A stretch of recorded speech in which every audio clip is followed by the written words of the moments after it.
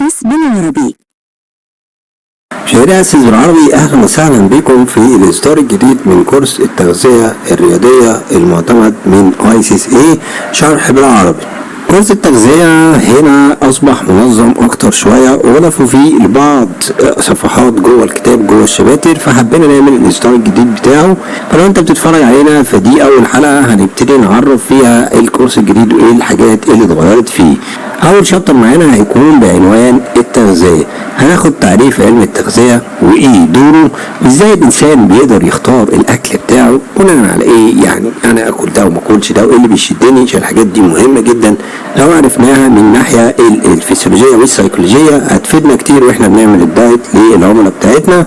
وبعدين هناخد الفانكشن بتاع الفود، سواء بقى الكربوهيدرات سواء البروتين سواء الفات وهي المينرال اللي صدورها. وهناخد كمان العوامل الاجتماعية واللي بتأثر على الصحة بشكل عام. يعني مثلا أنا طلعت في بيئة بتحب الفاست فود، فقدام الفاست فود فأكيد هتأثر من صغري لغاية لما أكبر بأكلات الفاست فود.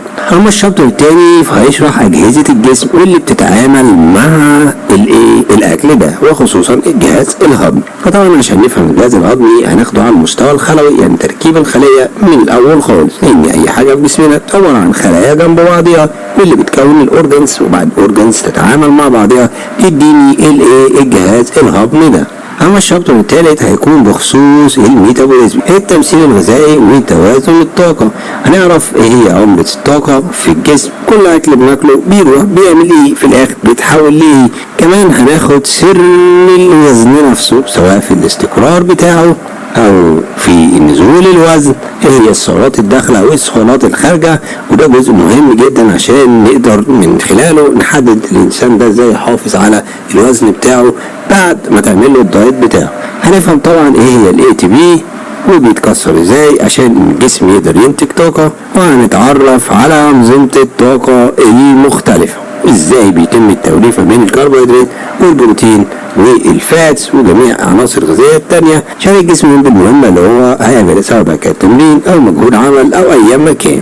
أما الشابتر اللي بعده هيكون بخصوص الكربوهيدرات، برضو هنعرف الكربوهيدرات وهناخد ازاي الكربوهيدرات بتتهضم وبتاخد وقت قد ايه في الجسم. ده جزء مهم جدا عشان تعرف تحمل امتى كربوهيدرات وامتى تخفض وامتى تزود الكلام ده كله. عشان كده برضو هتلاقي حاجة اسمها الGI أو المؤشر الجليسيمي، وده اللي بيرتب الأكل كله حسب ارتفاع سكر الدم، سواء بقى ده عالي جليسيمي ده مؤشر واطي جليسيمي، بنسمعها كتير. هنفهمها هنا بقى أكتر لما نقرب شوية بالزوم. هناخد دور الجلايكوجين في الجسم، امتى نقدر نعمل لود، بعد قد ايه بيتم تفريغ كل الجلايكوجين الموجودين في العضل. ده مهم جدا عشان اللعيبه اللي بتحمل الكربوهيدرات هتبقى فاهمه كويس ايه هي الاوقات وايه هي التوقيتات اللي ياخد فيها الكربوهيدرات بتاعه. وده باختصار شابتر 4. اما الشابتر الخامس هيكون بخصوص البروتين. طبعا هناخد الاحماض الامينيه، شرحها، التركيب بتاعتها، وده مهم جدا. المصادر بتاعتها بناخدها منين عشان نقدر نستخدمها. البروتين ليه دور ايه في الجسم غير العضلات، لان ده جزء مهم جدا برضو للناس اللي بتعتمد على مصدر واحد بس من البروتين بتاعها عشان توفر في الالتزامات طبعا اليوميه اللي بتبقى موجوده. نشوف ده هل هيبقى ليه فايده ولا لا، ده كله هنتعلمه.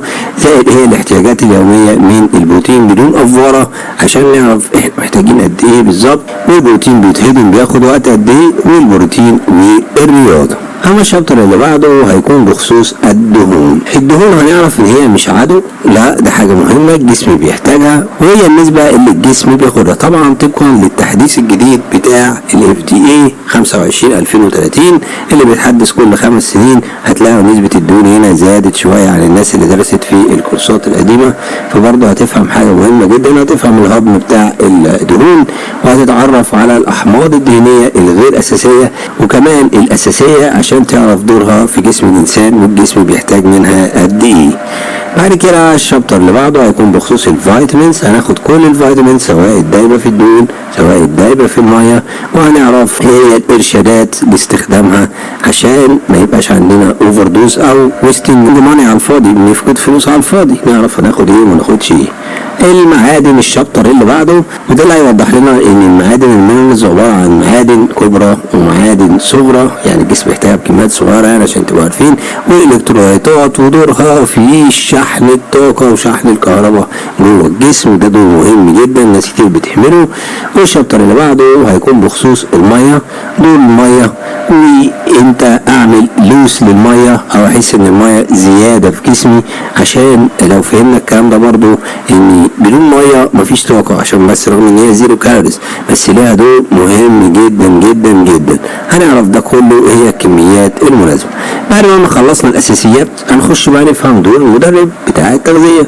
يعني بقى عندك مفهوم كبير بالكربوهيدرات والبروتين والدهون وجميع العناصر الغذائيه التانيه، ازاي بقى توظف الكلام ده او تستخدمه ازاي عشان تعمل البرامج التدريبيه بتاعتك. فهناخد هنا بنظام الممارسه ان ليك حاجات تعملها كاخصائي تغذيه وحاجات ما تعملهاش، وكذلك هنا بعض الارشادات الغذائيه المفروض تنصح بيها العملاء بتاعتك. كمان هنعرف امتى نحيل العميل بتاعنا لمين؟ للطبيب المعالج. طبعا اول حاجه في الشابتر اللي بعده انك تتعلمها هي الموتيفيشنال انترفيو، بيتعرف عليك العميل من خلالها يا يثق فيك ويكمل يا يحس ان الموضوع صعب. فطبعا عشان تعرف ان العميل او اي حد فينا عايز يتغير بيمر بعده مراحل عشان يتغير، مش في يوم وليله كده. ان واحد مثلا متبني عادات سيئه دايما عايز يتغير في ثانيه كده هيتغير؟ لا طبعا، في عده مراحل. ازاي؟ من خلال الانترفيو تكشف التناقضات دي وتبتدي تدي نصيحه لكل مرحله عميل واقف فيها، لان مش كلنا واقفين عند نفس المرحله، ودي شويه فيها شويه فنيات مهمه جدا، ازاي فيها تتعلم تبني الثقه بالنفس داخل العميل عشان يقدر يكمل معاك وما ينقطعش عن البرنامج اللي انت عامله. الشابتر اللي بعده هيكون بخصوص تقييمات العميل وتحديد الاهداف، ازاي نعمل اسسمنت للعميل، سواء ادويه بيستخدمها، اكل بياكله بالليل دايما بيحس انه بيجوع بياكله، ايه فترات الجوع وفترات اللعب، الكلام ده كله. كان بقى بيشرب سجاير، بياخد اي حاجه تانية برضو نعرفها بتبقى حاجه كويسه، او بيشتكي من اي مثلا اكلات بتعمل له حساسيه، وده جزء مهم جدا قبل ما تحط اي دايت، لان كل حاجه لو اتبنت صح هيقدر تخلي العميل يقدر يمشي عليها. اما الشابتر اللي بعده اللي هو 13 بيكون بخصوص ازاي تدير العمل بتاعك كاخصائي تغذيه. خلاص انت اتعلمت حاجات كتير، عايز بقى اشتغل ازاي اعمل خطه، وازاي استهدف الجمهور اللي انا هشتغل معاه، سواء اشتغل اونلاين او فريلانس او اي مكان، وازاي احط الاسعار بتاعتي واخد بالك، وازاي ابني قاعده عملاء. ده جزء مهم جدا. كتير من الناس عندها ارقام تليفونات عملاء كتير اتعاملت معاها، بس للاسف ما عندوش جدول للعملاء، يعني ما بيتابعش الناس دي ايه الاخبار، فينكم دلوقتي، الدنيا ماشيه ازاي، لان في مراحل زي ما قلنا بيمر بيها العميل، سواء بتجبره يلتزم او ما يلتزمش، بتبقى مهم انك تبقى المتابعه. فهنا الشابتر ده بخصوص كده.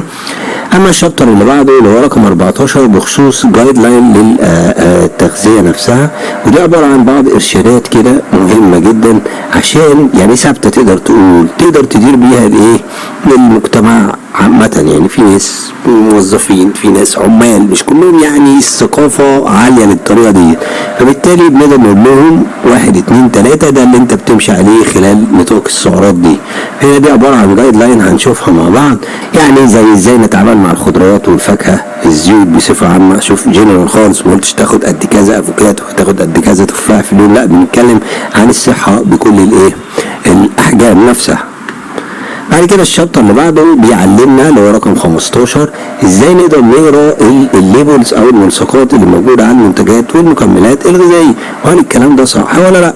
كتير مننا بيشتري شويه حاجات وبيبص يلاقي ليبلز كده موجود، في مننا اللي بيستخدمه على طول من غير ما يقرا الليبل، اللي هو دايما بيحتوي يعني عن مكونات المنتج ده ويتصنع ازاي، وهل في سكر اضافي ولا لا، وهل بيدي كام سعر حراري ولا لا، والكلام ده كله بيكون مهم. فلو ما بنقراهوش ما نبقاش عارفين احنا دخلنا جسمنا ايه ولا خرجنا منه ايه، فمهم جدا ان احنا نقراه ونفهمه.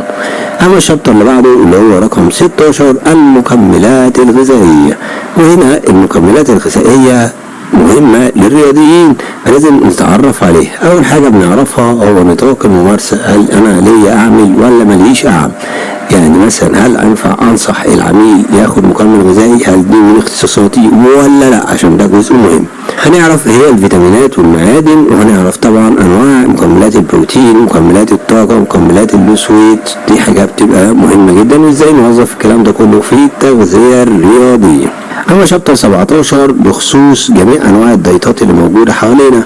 يعني سمعتوا عن الكيتو دايت، حلو ولا لا؟ طب الصيام المتقطع حلو ولا لا؟ طب الفيجن ايه رأيكم فيه؟ طب الباليو، طب ايه نظامه ده كمان؟ طب نظام الطيبات مثلا على سبيل المثال ايه رأيك فيه؟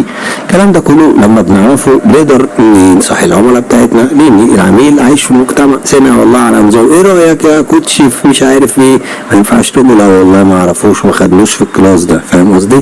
تبقى عارف المزايا والعيوب، الكلام ده بيبقى جزء مهم.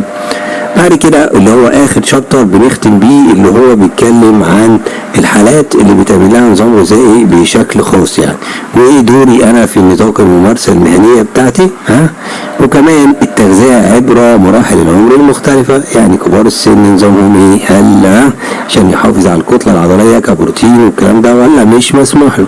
طب الست اللي هي بترضع على سبيل المثال تاكل ايه ما تاكلش ايه؟ واحده مع طفل صغير ياكل ايه ما ياكلش ايه؟ كميات ايه؟ واللي عندهم حساسيه تجاه حاجات معينه ياخد ايه البديل بتاعه؟ ودي حاجه بتبقى مهمه جدا. وده باختصار كورس التغذية الرياضية 2026 المعتمد من ICC.